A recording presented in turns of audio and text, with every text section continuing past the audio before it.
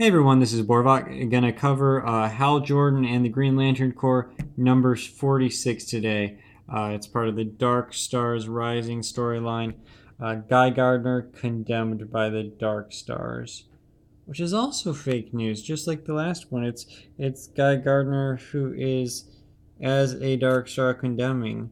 Although if he is condemned by the Dark Stars to be a Dark Star. Maybe that's going on. And he's got this Dark Star suit on, and these guys are trying to rip it off of him. Is that something? Is that just the suit? Is it elastic like that? It looks pretty metallic. I don't know. It almost looks like he's trying to rip off the Venom suit or something. But anyway, we get right in. We've got Guy Gardner's father is remembering how he used to beat up his kid when he was drunk, and bam, Guy Gardner himself shows up and is like, "It's payback time. I'm a Dark Star." Apparently, I think this is this. We saw this in last issue, I think. So I think this is recap. But basically, Guy Gardner is saying, "We Dark Stars inflict lethal justice, and apparently, it's not just eye for an eye, tooth for a tooth. It's not just if you murder, you get put to death. It's if you beat up a kid, you get put to death too." Which, I mean, guys, don't beat up kids, but that uh, it sounds a little, maybe prison, maybe it sounds a little unbalanced. But anyway, Guy Gardner, the Dark Stars themselves are showing a little bit even more how messed up they are. So again, all of this is started out with the four main Green Lanterns: Guy Gardner, Kyle Rayner, Hal Jordan, and John Stewart, going off to find the most wretched scum and villainy they could find to help them fight against the Dark Stars. Enemy of my enemy is my friend, sort of thing. But Guy Gardner, unfortunately, they're all falling into bad luck with this. Guy Gardner got taken into the Dark Stars. He became one of the enemy, basically. Hal Jordan got what's his name? His name is Hammond, Hector Hammond. He got Hector Hammond, a powerful telepath. Got him to join, but he's not so sure about Hector. So he brought him to a planet with a breathable atmosphere. He said, "Hey, I brought you here because I know you can't hurt anyone." And Hector Hammond is like, "Well, good thing you did because I'm a hero now. And look what I can do for you. I can kill all of your villains, all of them. I can kill them." And Hal's like, "What are you doing?" And he's like, "Oh, don't worry. It's just a hallucination. I'm just showing you what I can do for you. And I know you want to kill them. Don't tell me you don't because I can read your thoughts. And you even wanted to kill me because you wanted to keep me from hurting people. And you know what? I'm okay with that. I'm okay with you wanting to kill me. I understand because I'm a hero now, and I'm going to help you kill people like who I used to be so they don't hurt other people." And Hal's like, "No, you don't understand. That's not what I want."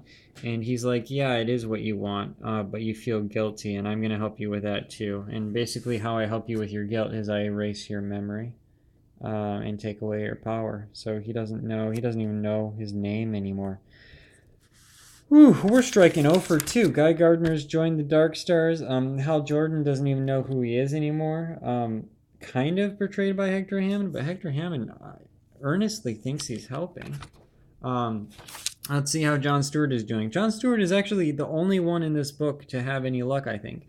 He actually got Zod to agree to join them to fight against the Dark Stars because they would be able to fight against Tomar-2, who is apparently leading the Dark Stars, who is also the son of Tomar-Re, who is the one who is supposed to be protecting Krypton when it was destroyed. So Zod wants revenge, and John's going to use that to get Zod to join him to fight against the Dark Stars.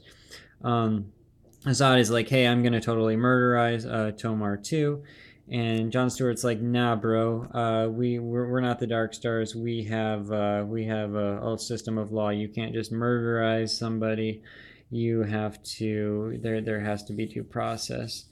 And Zod's like, "Hey, you made a deal with me. We're gonna do things my way."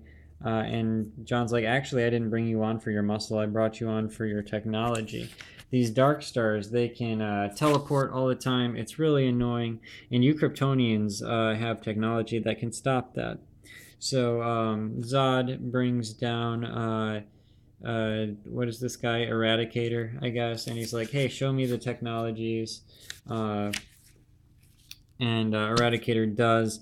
Zod says, well, this technology, it's going to take, it would take weeks at least to assemble. And John Stewart's like, man, I'm from Detroit. This is how we do things. Lantern ring constructs, we'll have this done in no time flat. Kryptonian technology being made by Lantern ring constructs. It doesn't get any cooler than that. Go John Stewart, good on you. So we go to Guy Gardner, who is also not having luck. He is being held in a prison cell on New Genesis with his cab driver, who has a space cab that runs on a mother box, which is stolen New Genesis technology. Orion's dad comes in and he's like, hey, you guys can't, I'm not going to let Orion help you even though you saved his life because blah, blah, blah. I don't want to be muddling in Earthern affairs and stuff like that. Also, Cabby, I'm going to need to take your mother box. And he doesn't like that idea. But, that's apparently all there's going to be. That's all there is to it. So he's striking out here too.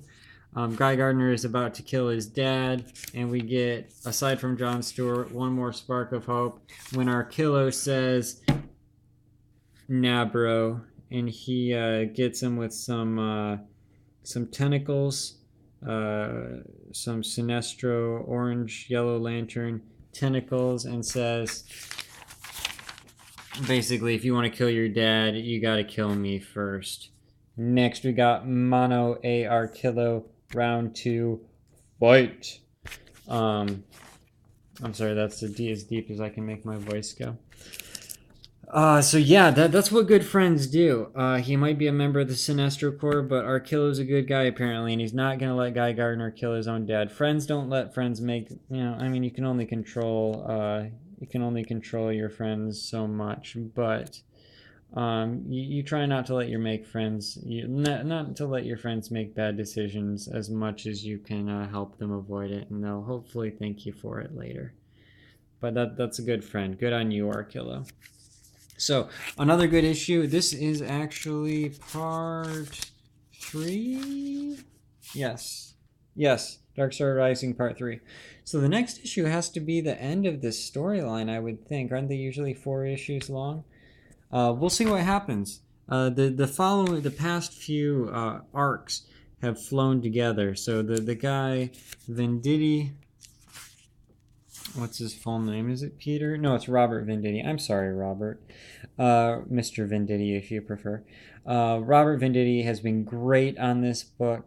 The artists he's had have been great, including Ethan Van Sciver and the others too. But Robert Venditti has been weaving a great story, and all the arcs seem to kind of flow together really naturally. So if the next arc ended, this arc ended with the next issue, I'm sure the issue after that would just flow into something. It might still be about the Dark Stars, and it might move on to something else. I think the previous arc was also about the Dark Stars. As well as this one. Maybe I'm wrong, maybe I'm misremembering, but this is a recommend. Good book. I have Hal Jordan and the Green Lantern Corps on my pull list, and I recommend it. It's a good book, great art. Recommend go pick it up. And that's all there is to it. Let me know what you guys think in the comments section. I will see you guys there. Don't forget to like the video. Give the video a like if you like the video. And feel free to check out my other videos. Feel free to subscribe if you want me to show up in your feed. I'll hang out there with all your other videos. And I will see you guys in the next video. Thanks a lot. Bye.